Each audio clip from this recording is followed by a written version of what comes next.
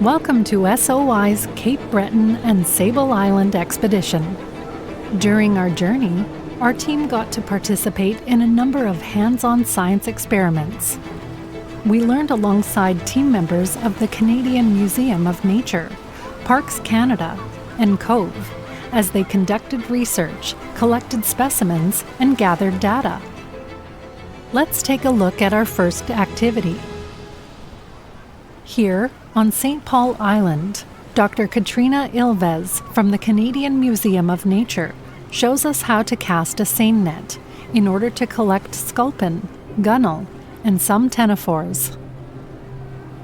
Simply put, these nets work by surrounding fish or other wildlife, which are then pulled in, collected, and released back into their habitat.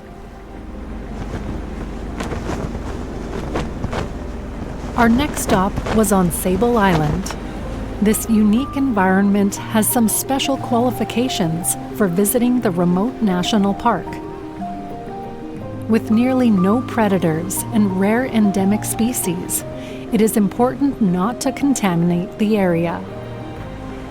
A representative from Parks Canada gives us a briefing on some of the procedures to follow while here. Here is our team at one of the ponds on the island. They're gathering data on some of the species that live here. This was a unique opportunity as this pond has never been sampled before. Our team managed to find leeches, which were a new discovery, even for the Parks Canada staff that frequent this island.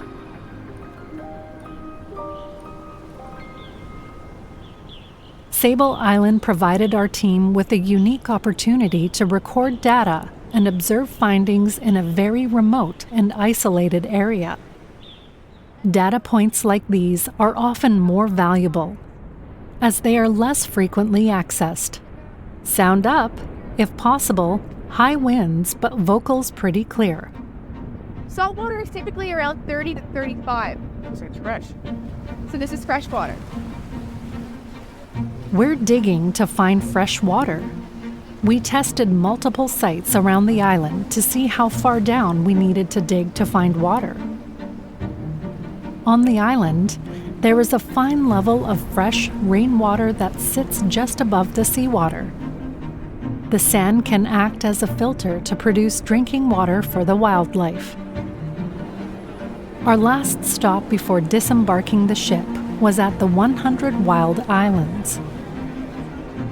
Sue Abbott from the Canadian Wildlife Service is a wildlife biologist, teaching us about some of the local flora. Let's see how we can use some common identifying techniques to narrow down what plant this could be. Things like leaf structure and flowers are used to narrow down possibilities. Once we have an idea of which plant it may be, we confirm its identity using a guidebook on local species. Each day is different on an SOI expedition, and that includes the scientific work that we do.